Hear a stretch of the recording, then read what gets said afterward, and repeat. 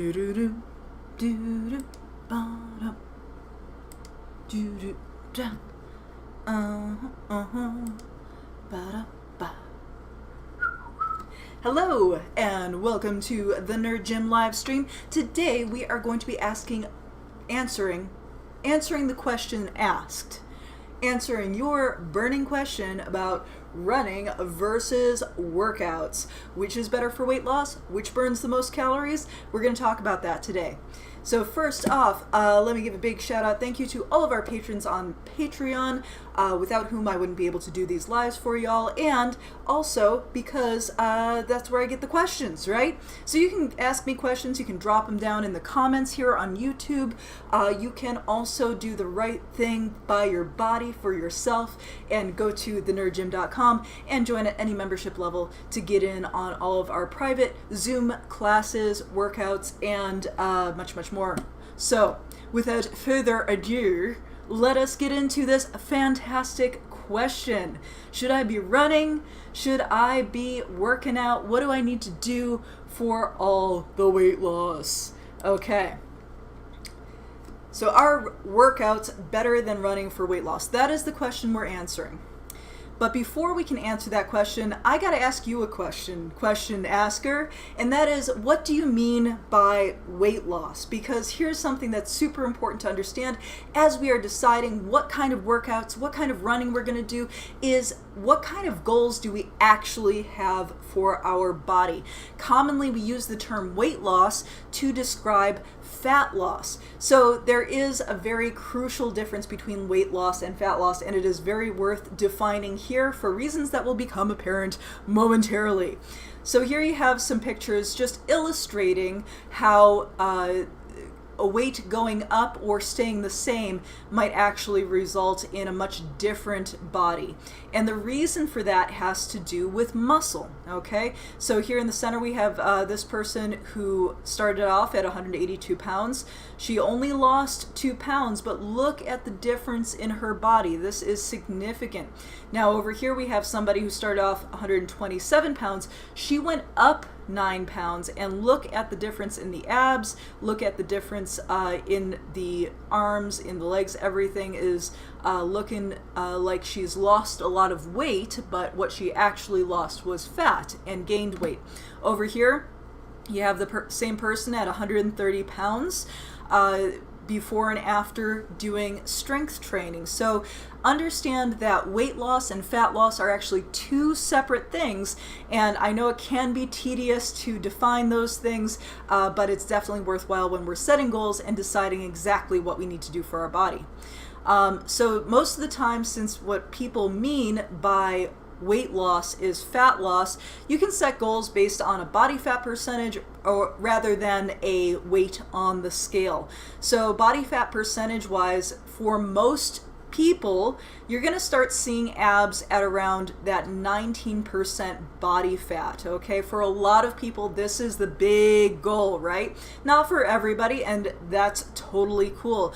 Remember, I am a body positive coach, so regardless of what your goals are, if they are fat loss or maintaining your current body weight or gaining weight, I am with you. I am here to support you. But today we are answering a question from somebody who specifically wants that weight loss. So I think it's important to kind of define where we want to be here, and keep in mind some of these real low body fat percentages, like the 7 to 9% that we often see on the covers of magazines and see in our general culture as being held up as this representation of fitness. This is not a body fat percentage that most people can actually maintain year long. This is a body fat percentage that people who are in the sport of bodybuilding or who are fitness models will get down to really show muscle definition and really show off their work, but it's not a healthy place to stay all year round. So for regardless of where you are on the gender spectrum, that 19% is going to be a safe zone for both men, women, and everybody in between. So if you have a shredded goal, if you like that real lean, muscly look, go for around 19% is my advice. That's the word I was looking for. Advice. Yeah. If you just want to lean out, you don't necessarily want to see those abs, you're really going to start feeling pretty lean once you get down below 25%. Okay, so moving on then, if we've defined our weight loss, now we have to know that we're measuring the right thing, okay? So make sure that if you say, I don't actually want weight loss, I want fat loss, right? If what you're measuring, because this is 1 pound of fat versus 1 pound of muscle. Muscle is much more dense. So if what you're measuring is fat loss, then what you want to use is a measuring tape and before and after and progress photos, not the scale, right? If what we actually want is fat loss, make sure that you're taking your progress photos and your circumference measurements more diligently than weight on the scale. Can you do weight on the scale? Also, yeah, of course. You can get some information from weight on the scale, but understand that weight on the scale is going to be really inaccurate, especially if you are doing strength training. So doing strength training will increase your muscle mass, will increase your bone density, and will increase your weight on the scale to some degree. Now, if you have a lot of fat to lose, you will still probably see a significant change on the scale if you've got a lot to lose. But if you're cutting it pretty close, like within 20 pounds, you definitely want to get into using before photos and the measuring tape as a way to gauge progress as you're going through your fat loss journey, right? Because it's not just a weight loss journey, it is a fat loss journey.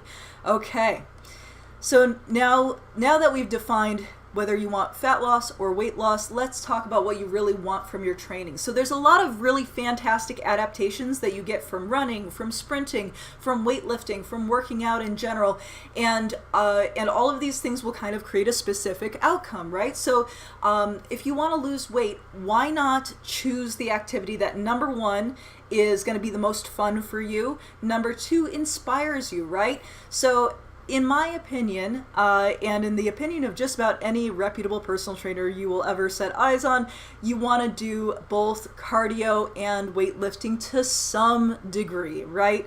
You get some wonderful adaptations from strength training in the way of not only how strong you are, but also how fortified your body is against injury, right? So we want to reduce risk of injury. It's a good reason to do strength training. It's a good reason to do workouts. So we want to reduce risk of injury, increase bone density, increase connective tissue strength, increase muscle density. Exercise, strength training, workouts will do that for you, provided you're doing them at a good intensity. Now, once your body is fortified, then you will be less likely to injure yourself when running and or cardio is wonderful for your lungs, for your circulatory system, and there can be a lot of crossover, especially when we're talking about something like sprinting. Sprinting, if you will notice people who are like ultra marathon runners versus sprinters, the ultra marathoners tend to be very, very extremely lean, skinny people. The people who do the sprinting tend to be more muscular. This is in part due to the muscular adaptations for their specific sport. If you're doing really long, and I mean long bouts of steady state cardio like running or cycling, your body will get to a point where it goes catabolic and starts burning the muscle tissue as well, not just the fat tissue, which is why a lot of these ultra marathoners, ultra runners tend to be very, very skinny, is because that actually eats into their muscle to some degree. Whereas sprinters who do that really short, high-intensity sprint, they're using those fast-twitch muscle fibers, which are the same that are used in weightlifting. So there's fast-twitch and slow-twitch, right? Slow-twitch are for that steady-state cardio, going all day long. Fast-twitch, they are strong, but they burn out fast. So you want to make sure that you understand just some of these general differences so that as you're looking at different people, you can kind of have a sense of what am I actually looking at? What are my goals for my body, right? What do I want for myself? Do I want to be more muscular or super lean, or do I want to be able to run long distances or like be really strong and really super fast in short distances? You know, what are your goals for yourself? Because I'll tell you what, when it comes to weight loss, and this might be a spoiler alert for the end of the video here, but when it comes to weight loss, you can lose weight with nearly any modality, because it does come back to like some nutrition. You're going to have to do some nutrition. Sorry, but that is going to, seeing as how you have all these choices still, you may as well pick things to focus on that actually interest you. So yes, while I believe that everybody should have some general strength training, some general cardio training, what you focus in on as being like your thing should definitely be something that's exciting to you. Okay, back to the slides. Okay, so as you're looking at these different body types, understand that a lot of this is training and some of it is genetics. Some people are predisposed to being thicker or thinner and all that kind of stuff, but really a lot of what you sculpt out of your body has to do with the activities you choose, so you better have fun doing it, because whatever it is, you're going to be doing a lot of it, right? So make sure it's something that's fun and exciting for you. Okay. So here's a thing that I want you to ask yourself before you get into running. Is your body ready to run?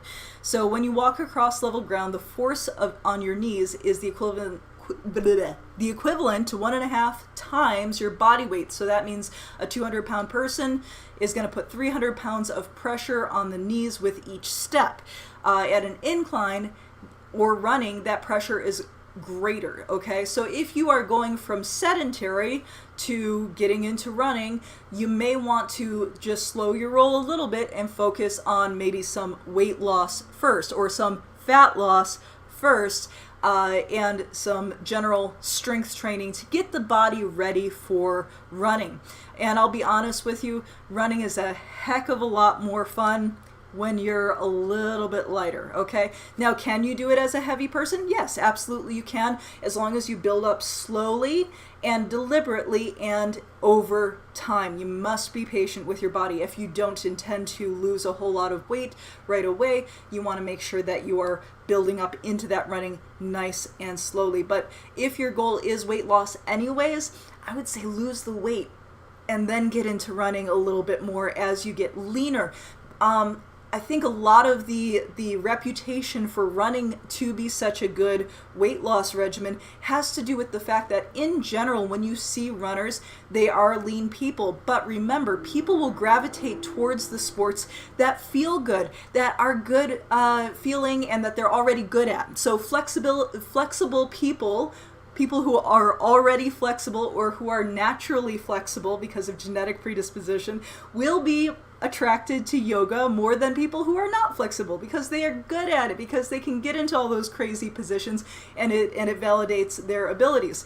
Same thing with running. If you are a very lean person, running is actually quite easy and fun. So why wouldn't you do more of it, right? If it's already easy and fun. So keep that in mind as you're looking at different body types and what they're doing. Sometimes correlation is not causation, right? All us nerds know that.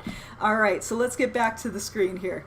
All right, so keep that in mind. Just progress very deliberately if you're going to get into running, if you're new to running.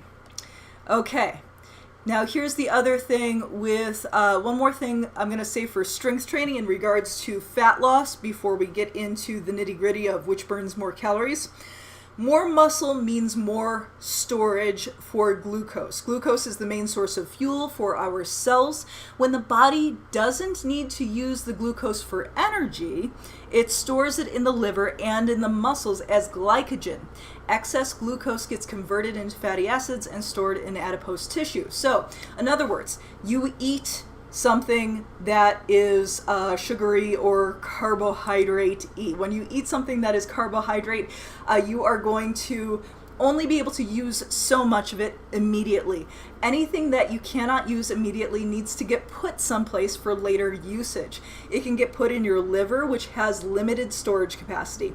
It can get put into your muscle tissue itself. And the more muscle tissue you have, the more storage capacity you have. And then anything excess beyond that gets turned into fat and stored for later use in your adipose tissue, in your fat tissue. So keep that in mind. So more muscle you have, the more storage for cake you have. That is that is one of my favorite things about muscle mass. Okay, moving on from there. How many calories can I burn running versus working out? So this came from an article published by Harvard Medical School. I will put the link in the description for this video if you want to check out. They compared a whole bunch of different activities and how many calories they burn for a 125-pound person versus 155 versus 185. And these are the only sized people they put on the chart, but hey, that's all right. It gives us some sense of what's going on, right? It's a pretty exhaustive list, which is pretty cool. Now, I like that they have weightlifting general versus weightlifting vigorous, because how much effort you put into your workout has a significant impact on your caloric burn. We're talking double the caloric burn if you're just kind of generally working out and versus vigorously working out, really putting that intensity in, okay? And this is per 30-minute session we're looking at here. High impact aerobics, we're looking at these numbers here, circuit training in general. So all of these could be considered workouts. So what are you doing for your workout? That's part of the question, right? Now, if you're doing a workout at the Nerd Gym, the high intensity interval training that we do at the beginning is probably somewhere between aerobics and circuit training, somewhere in this range. If you're looking at, okay, what are we burning during our cardio block at the Nerd Gym during our Zoom classes, it's probably somewhere up in here. And for the strength training block during that block, yeah, somewhere in about here, depending on how intensely you are lifting those weights, right? How much intensity you're putting into your workout. And then we get down to the running. So running, if you're doing sort of a 5 mile an hour, 12-minute mile beginner kind of a pace versus a 6.7 more intermediate, you are burning even more. So 240 to 330, 289 to 409, 355 to 488. So you can burn quite a lot of calories in that running if you are able to really pick up the pace on it. But here's one thing I definitely want you to remember as you're looking at all these calories and this caloric burn is you don't want to get into the mindset. This is super important. This is like major, like avoiding eating disorders, yo-yo dieting, and abusing yourself with exercise. So like listen up. Really, do not think about using exercise as a way to burn off, air quotes, bad food. Now, you know, I don't believe in good food, bad food, but if you have an internal dialogue that goes something like this: oh, I ate that donut, I'm so bad, I'm so guilty, I'm going to cardio it off, I'm going to run that donut off, I'm going to use the exercise to burn that fat off, to melt the fat off. If you are having this kind of internal dialogue, that is a major red flag. We definitely want to sort of rewrite the script as far as that goes, because this type of thinking can lead to something called exercise bulimia, where just like bulimics who will purge what is in their stomach, we start thinking of exercise as a way to purge our body of the calories that we ate. So not a healthy mindset to be in, not a fun mindset to be in. The best way to start thinking about exercise is definitely more as a way to turn your body into superhuman goodness, because that is really like the end goal, the ultimate goal, in my opinion, is to feel strong, to feel formidable, to feel amazing, right? So we want to absolutely look at all these things, like how much, you know, calories am I going to burn, which is the most effective when I'm choosing my workouts. Because if you're just getting started and you really don't know what you like to do physically yet, like when I first got into exercise, I was not into exercise, right? I was looking for a means to an end. I didn't know what would be fun for me yet. I didn't know what would be interesting for me yet, because it was all hard. It was all arduous. It was all really making me grumpy all the time. So just getting started, you definitely want to do some strength training, some cardio. If you're going to start doing running, that's great. Make sure that you start walking first, right? And if you are carrying a lot of excess body weight, you are going to have to be extra patient as you gradually start ramping up that running. So to answer the question that we got at the beginning of this whole thing, I even forgot the question at this point. What the heck were we answering? Okay, are workouts better than running for weight loss? Are workouts better than running for weight loss? I think that workouts and running are equally important for general physical health and stamina. You make sure that you're thinking in terms of fat loss, not weight loss. Unless you're actually like trying to just get lighter and you don't care what your body looks like for some reason, but I've yet to meet anybody with that goal, honestly. Most people, I think, when they're talking about weight loss, or they're talking about fat loss, right? So remember to measure the right things. Check in with your progress photos, check in with your measuring tape, not so much on the scale, although the scale can tell you some things. So I'm not like anti-scale, but the scale cannot be your only unit of measurement. It will mislead you for sure. Muscle takes up a lot less volume than fat pound for pound. Then think about what excites you as you're looking at increasing your physical activity and what you might want to do with your body. Think about what you find interesting and exciting.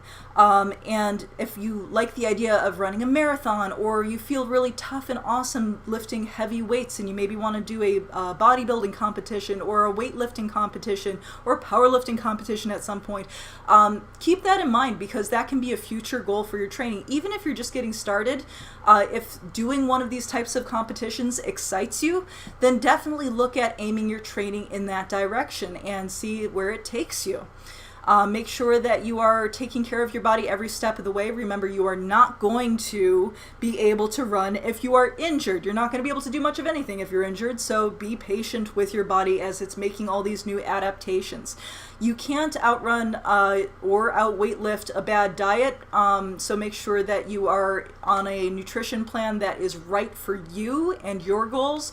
But keep in mind that weightlifting will create more storage for glucose, so that's a double win for weightlifting. And all of these things will burn calories, but the goal is not necessarily to outrun or outlift your caloric intake. You want to make sure that you are actually paying attention and being mindful of what you eat, enjoying your food, and not using exercise as a way to necessarily just undo damage. We don't want to use it as damage control. We want to use it as a way to have fun in our bodies and feel amazing. So I hope that answers your question, which is better. Hey, do both. At least do both to some degree.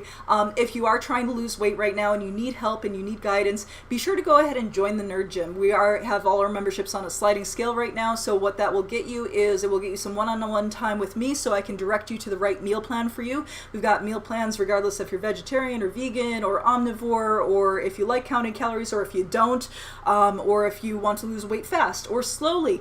I can guide you to the right meal plan for you. I am a personal trainer and sports nutritionist with over 10 years of experience, and I am here to help you get the best training, get the best meal plan, most effective in the least amount of time. That's what we're all about at the Nerd Gym. We want to get back to the stuff that we're nerdy about. Now, maybe someday for some of you that will be the workouts, right? That's what I ended up being nerdy about. But for right now, if you want to have super efficient workouts, super efficient nutrition plan, come and see me. The website, www.thenerdgym.com, that will take you to our Patreon page. You just select the membership level that you can afford, and that will give you full access to all of our meal plans, time with me, and our private live Zoom classes where we do cardio and strength training and flexibility and balance training. Okay, if you are watching this on YouTube, please like, subscribe, click the bell, all that good stuff. It helps me out a lot, actually. So thank you so much if you do that. If you hated this video, be sure to give it a thumbs down too, so I know where I need to improve. I appreciate you. I hope you have an awesome day, and I'll catch you later if I can. You're going to be running so fast. Oh my gosh. All right. Have an awesome day, y'all. See you later. Bye. Ba, ba, da, da, da, da.